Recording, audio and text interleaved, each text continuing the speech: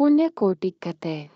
ಒಂದಾನೊಂದು ಕಾಲದಲ್ಲಿ ದಟ್ಟವಾದ ಕಾಡಿನ ಸಮೀಪವಿರುವ ಒಂದು ಹಳ್ಳಿಯಲ್ಲಿ ಪುಣ್ಯಕೋಟಿ ಎಂಬ ದಯೆ ಮತ್ತು ಸೌಮ್ಯವಾದ ಹಸು ವಾಸಿಸುತ್ತಿತ್ತು. ಅವಳು ತನ್ನ ಪ್ರಾಮಾಣಿಕತೆ ಮತ್ತು ಸಮಗ್ರತೆಗೆ ಹೆಸರುವಾಸಿಯಾಗಿದ್ದಳು. ಪುಣ್ಯಕೋಟಿ ತನ್ನ ಕರುವಿನೊಂದಿಗೆ ಸಂತೋಷದಿಂದ ಬದುಕುತ್ತಿದ್ದಳು ಮತ್ತು ತನ್ನ ಮಾಲೀಕನಾದ ವಿನಮ್ರ ರೈತನಿಗೆ ಹಾಲು ನೀಡುತ್ತಿರುತ್ತಾಳೆ. ಒಂದು ದಿನ ಕಾಡಿನಲ್ಲಿ ಮೇಯುತ್ತಿದ್ದಾಗ ಪುಣ್ಯಕೋಟಿಗೆ ಅರ್ಬೂತ ಎಂಬ ಹಸಿದ ಹುಲಿ ಎದುರಾಯಿತು. ಹುಲಿಯು ತನ್ನ ಮೇಲೆ ಧಾವಿಸಲು ಸಿದ್ಧವಾಗಿತ್ತು, ಆದರೆ ಪುಣ್ಯಕೋಟಿಯು ಶಾಂತತೆ ಮತ್ತು ಘನತೆಯಿಂದ ಹುಲಿಯ ಹತ್ತಿರ ಕೊನೆಯ ಬಾರಿಗೆ ಮನೆಗೆ ಹೋಗಿ ತನ್ನ ಕರುವಿಗೆ ಆಹಾರ ನೀಡಿ ನಂತರ ಹುಲಿಯ ಬಳಿಗೆ ಹಿಂತಿರುಗುವುದಾಗಿ ಅವಳು ಭರವಸೆ ನೀಡಿದಳು.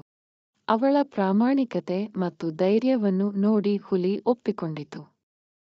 ಪುಣ್ಯಕೋಟಿ ತನ್ನ ಕರುವಿನ ಬಳಿಗೆ ಹಿಂತಿರುಗಿ ಆಹಾರ ತಿನ್ನಿಸಿ ಪರಿಸ್ಥಿತಿಯನ್ನು ವಿವರಿಸಿದಳು. ಅವಳು ತನ್ನ ಮಾತನ್ನು ಉಳಿಸಿಕೊಳ್ಳಲು ಹುಲಿಯನ್ನು ಭೇಟಿಯಾಗಲು ಮತ್ತೆ ಕಾಡಿಗೆ ಹೋದಳು.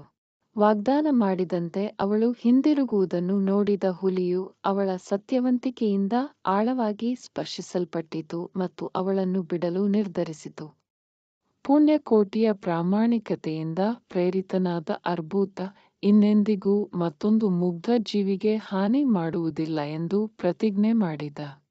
ಕಥೆಯ ನೈತಿಕತೆ. ಸತ್ಯ ಮತ್ತು ಸಮಗ್ರತೆಯು ಹೃದಯಗಳನ್ನು ಬದಲಾಯಿಸುವ ಮತ್ತು ಸಹಾನುಭೂತಿಯನ್ನು ತರುವ ಶಕ್ತಿಯನ್ನು ಹೊಂದಿದೆ. Thanks for watching.